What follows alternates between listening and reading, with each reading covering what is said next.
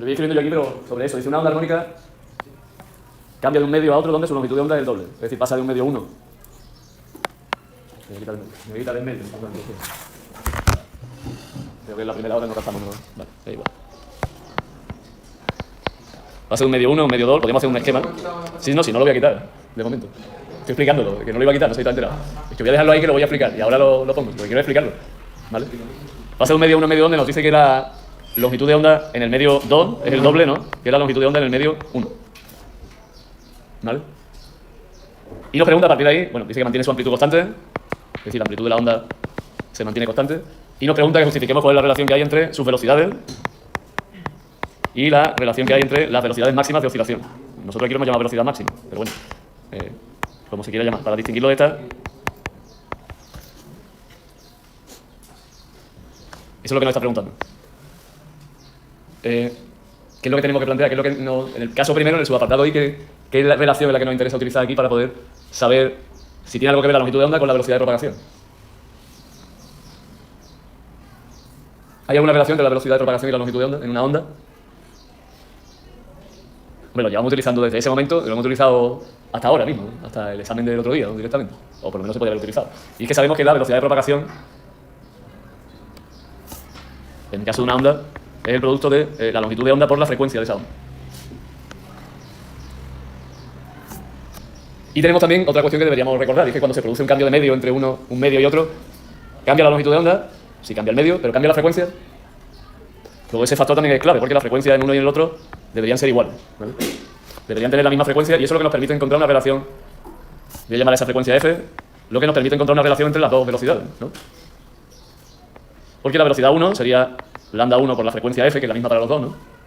Ya la voy a poner la misma. Y la velocidad 2 es lambda 2 por la frecuencia. De todas maneras, directamente pensando, si aumenta la longitud de onda, ya lo dijimos que tiene que aumentar la velocidad de propagación, ¿no? Para que recorra más distancia en el mismo tiempo, teniendo en cuenta que la frecuencia es la misma, tiene que aumentar la velocidad de propagación. Eso quiere decir que si la longitud de onda se duplica, es que la velocidad de propagación se duplica también. Pero lo vamos a ver aquí. Vamos a ver la relación. Voy a dividir V1 entre V2, que da lambda 1 entre lambda 2, ¿no? Porque las frecuencias se nos van. Bueno, vamos a ponerla para que se nos vayan. Y ahora ya sí sabemos que lambda 2 es el doble de lambda 1. Lo podemos poner también, ¿no? Por cierto, he puesto aquí igual. Estaba hablando y he puesto lo mismo. Lambda 2 es el doble de lambda 1, ¿no? Nos han dicho. Eso nos permite ya encontrar esa relación que estamos buscando. Bueno, esto es igual, ¿no? Así que ya tenemos la relación que estábamos buscando, o también tenemos la posibilidad de escribir lo que acabamos de decir, es que V2, otra forma de escribirlo, es el doble de V1. Otra forma de escribir esa relación. Lo que acabamos de decir, si lambda 2 es el doble de lambda 1, teniendo en cuenta que está pasando de un medio 1 a otro donde la frecuencia no cambia, eso tiene que ocurrir porque la velocidad de propagación tiene que aumentar. ¿Vale? Si no, no puede recorrer más distancia. Ten en cuenta que la frecuencia es la misma, decíamos, el número de perturbaciones iguales que se están propagando en un medio y en el otro son las mismas. De hecho, vimos, si os acordáis, una simulación de ese tipo, donde se veía lo que ocurría. Lo que pasa es que en ese caso era al revés. Llegaba la onda desde un medio donde la velocidad de propagación era mayor que en el otro donde pasaba después. Y se reducía la longitud de onda. Aquí, sin embargo, aumenta la velocidad, aumenta la longitud de onda. ¿El doble de longitud de onda? Pues estamos viendo que es el doble de velocidad por la relación que guardan velocidad y longitud de onda. Por la relación que ya, además, es intuitiva para nosotros y más distancia es porque va más rápido, ¿no? Y con las velocidades de oscilación máxima.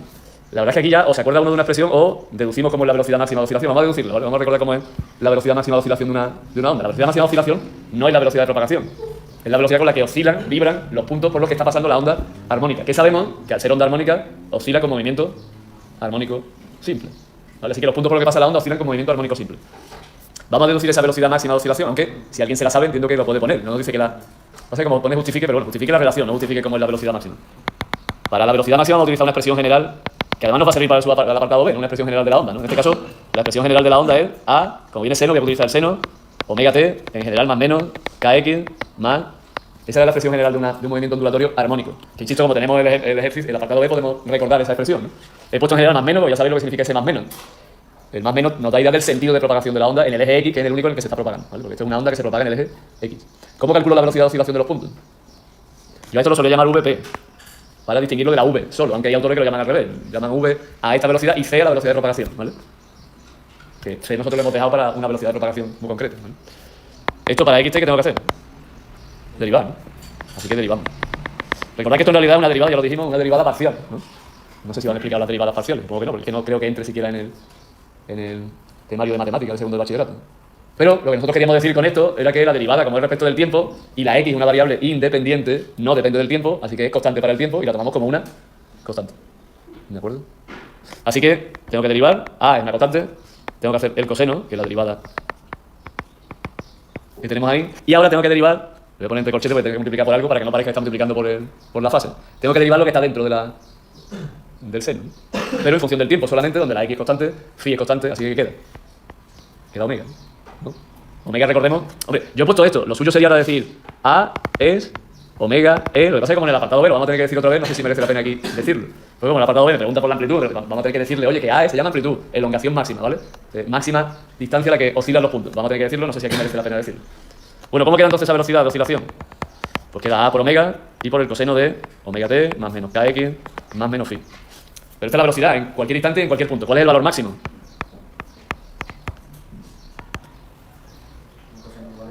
El coseno realmente puede valer 1 y menos 1. Es uno de los problemas que muchas veces también nos dicen en la ponencia, es que directamente para que nos dé positivo queremos que sea el coseno 1 y así nos quitamos de problema. Pero el valor máximo también se encuentra en el coseno igual a menos 1. Realmente la velocidad máxima se alcanza tanto por arriba, cuando pasa por el punto de equilibrio, acordad que la velocidad máxima de un movimiento armónico simple se alcanza cuando se pasa por el punto de equilibrio, ¿vale? Pero como se pasa en un sentido, se puede pasar en el otro, de ahí que el coseno pueda ser más y menos 1, porque esa velocidad sigue siendo la máxima. Lo que pasa es que nosotros tomamos, y lo dije desde el principio, hay autores que no, que ponen más menos aquí. Nosotros dijimos que vamos a tomar el módulo. Me da igual que vaya en un sentido o en otro, me interesa el valor máximo en el sentido de valor numérico, de módulo. Así que para mí esto va a ser a por omega, ¿vale? ¿Sí? Y eso escrito como en función de la frecuencia, lo voy a escribir como, hemos dicho antes que la frecuencia, me interesa la frecuencia porque hemos dicho que la frecuencia cuando la onda pase de un medio a otro, no cambia, ¿no? En vez de omega voy a poner la frecuencia, si os parece. Si no os parece lo voy a poner también, pero quiero decir que para poder observar esto mejor voy a poner que omega es 2pi por f. Y ahora me fijo en de lo que depende esa velocidad de oscilación. ¿De qué depende la velocidad de oscilación? La máxima, ¿eh? De la amplitud, ¿no? Y de la frecuencia. Claro, la amplitud nos han dicho que no cambia, ¿no? Y la frecuencia sabemos que no cambia. ¿Qué le pasa entonces a la velocidad de oscilación de los puntos? La máxima, porque no cambia, ¿no? ¿Vale? Si hemos dicho que A1 es igual que A2 y hemos dicho que F1 es igual que F2, pues la conclusión es que la velocidad máxima de oscilación en el medio 1 va a ser igual a la velocidad máxima de oscilación de los puntos en el medio 2. ¿Vale? Mientras que la velocidad de propagación sí está duplicándose, sin embargo la velocidad de oscilación no está cambiando. Porque depende de otros factores, en este caso, dos factores que nos han dicho, uno que no cambia la amplitud y otro que sabemos que no cambia, que es la frecuencia. Hemos deducido esta expresión, pero esta expresión, si uno se la sabe, la podría utilizar, salvo que me digan que la obtenga también. Yo prefiero deducirla por si acaso, porque ya tal y cual se está poniendo esta historia de razonadamente, no sé qué, no utilizar expresiones así porque sí. Y aquí estoy utilizando una, omega 2pi por f, pero es que eso es por definición de lo que es omega, quiero decir. Y hay cosas que son por definición, si nos vamos a deducirlas todas no acabamos nunca. Hay cosas que son definiciones, pero la velocidad máxima no es una definición, es una cosa que se puede obtener. ¿Alguna cuestión entonces sobre esto? Fijaos que normalmente digo, por lo menos en mi opinión, no sé cuál es la vuestra, casi solemos tener más dificultades muchas veces los apartados A que los apartados B. Uno, por lo que hemos estado viendo a lo largo del curso, hay muchos de nosotros que eso de estudiar la teoría lo dejamos para más tarde, ¿vale? Y dos, porque aquí se utiliza el razonamiento, hay que buscar razonamiento sin hacer cálculo, entonces hay veces que nos cuesta entender cómo afrontar este tipo de apartados. Pero aquí lo estamos resolviendo. Una vez en los exámenes, aquí en este tipo de problemas, así que le quitaron valor a este apartado hace tiempo precisamente por este motivo, me imagino. Y en vez de valer 1,25 como variante, ahora vale solo un punto, como máximo. Insisto, me imagino por lo que lo quitaron, porque solía causar más complicaciones que el apartado B en este caso. Pues no me enrollo más, no sé si había hecho ya el apartado B para corregirlo. Apartado B. Una onda tiene por ecuación y de x t igual a 2 por seno de 3 pi t menos pi x más 3 pi medios, sistema internacional. Subapartado I. Determine los valores de la amplitud, periodo, longitud de onda y velocidad de propagación de la onda. Subapartado I. Calcule razonadamente, para un determinado instante t, la diferencia de fase entre dos puntos separados una distancia de 1 metro. Para corregirlo, insisto, el apartado B tiene poco recorrido, creo yo, pero bueno, salvo que no sepamos lo que es la diferencia de fase y cómo se calcula, que también lo vamos a deducir, ya que estamos aquí, vamos a deducir cómo sería la diferencia de fase, teniendo en cuenta lo que es la fase, ¿vale?, de un movimiento ondulatorio. Así que voy a copiar la onda, porque ya a partir de aquí no tengo el enunciado, la voy a copiar, si no importa. Os dejo que te termine, no sé si habéis terminado.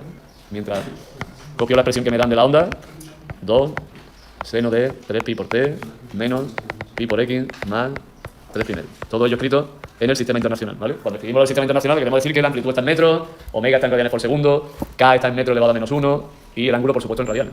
Así que aquí no nos va a hacer falta realmente, pero acordado de la calculadora con los radianes, no vaya a ser que se nos vaya, pero aquí es que no vamos a tener que utilizar eso, pero bueno. Bueno, me preguntan voy a poner por lo que me preguntan por la amplitud, me preguntan por el periodo, me preguntan por la longitud de onda y me preguntan por la velocidad de propagación. ¿vale? Y en el subapartado I, pues me preguntan por la diferencia de fase, yo esto lo llamo delta de phi, pero la phi mayúscula, en un determinado instante, en el instante t, para una diferencia, para dos puntos que están separados a una distancia de 1 metro.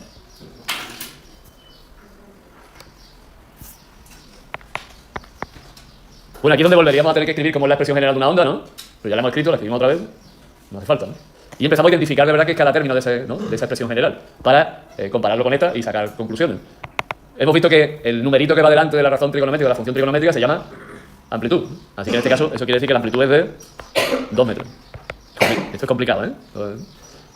Queremos saber cuánto vale el periodo. El periodo se relaciona lógicamente con la frecuencia angular. Acordad que omega se llama frecuencia angular en este caso, aunque hace las mismas veces que una especie de velocidad circular en el mundo de las fases, no en el mundo real, pero sí en el mundo matemático en el que representamos el ángulo, ese que está ahí dentro del seno, ¿vale? Tenemos omega, pues si hemos escrito la ecuación de una onda, vemos que omega está aquí, ¿no?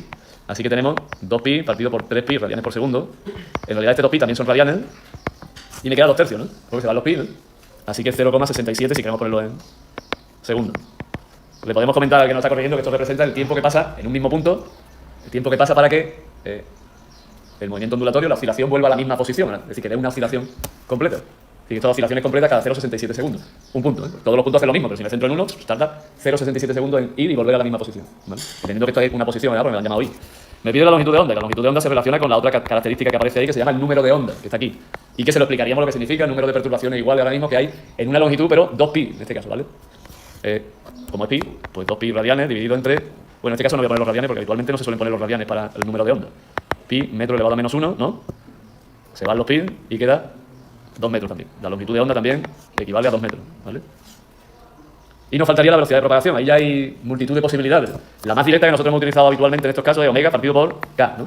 Pero está la que hemos visto antes, omega, lambda por f, o lambda partido por t, periodo. También está ahí. Como tenemos lambda y tenemos t, lo podemos utilizar. A mí me gusta más omega por k porque no requiere calcular nada. Lo que tengo directamente omega y tengo k. Así que omega es 3pi radianes por segundo. K es pi, metro elevado a menos 1. Así que esto da 3 metros por segundo, si yo no me equivoco, ¿no?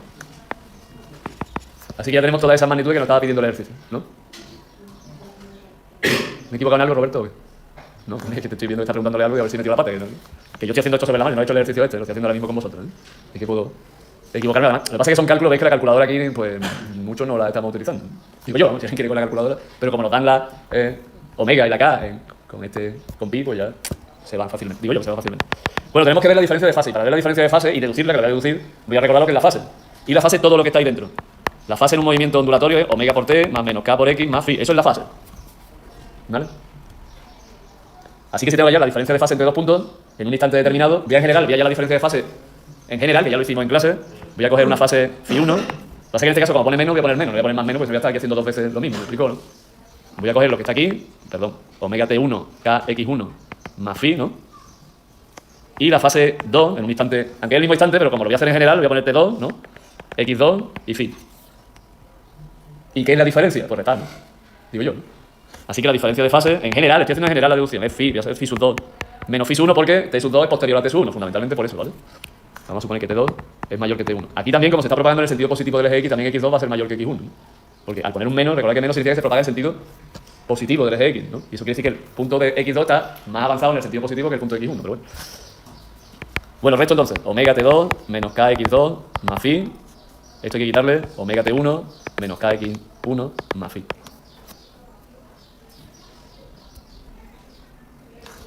Me voy a la siguiente pizarra. Aquí ya phi, por ejemplo, se nos va a ir, ¿no? En este caso la fase inicial. Recuerda que esa phi se llama fase inicial, que es la fase ángulo en el que se encuentra el movimiento cuando estamos en el instante inicial t igual a 0 y en la posición inicial x igual a 0. ¿Vale? Bueno, el resto entonces, esto en general, repito, y me sale, pues como tengo omega t ahora lo paso, que lo voy a mirar aquí para... Porque como yo he pasado ya la página no lo veo. Me quedaría omega por t2 menos t1 menos, a ver si yo no me equivoco porque queda x2 menos x1.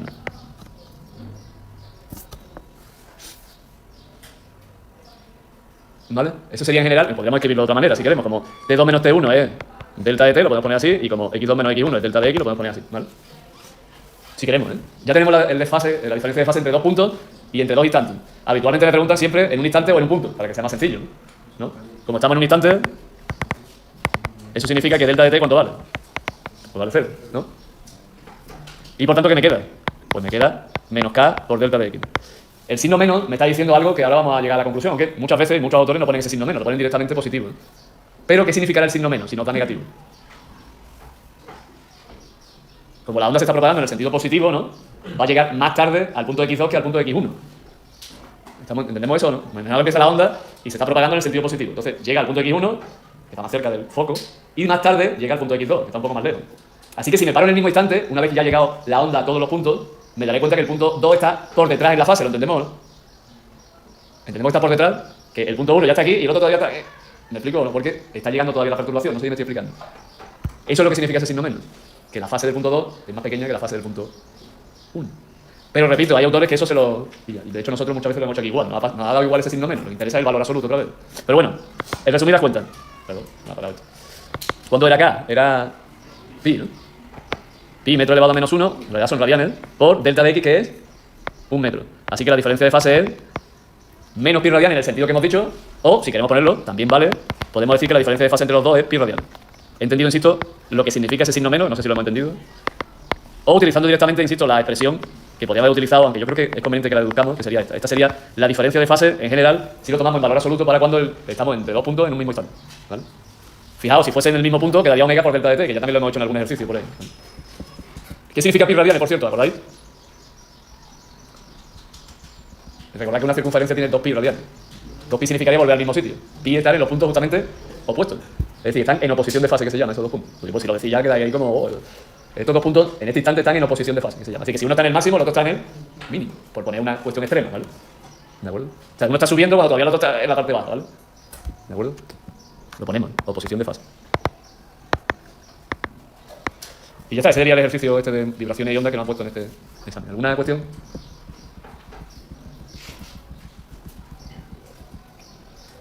¿No?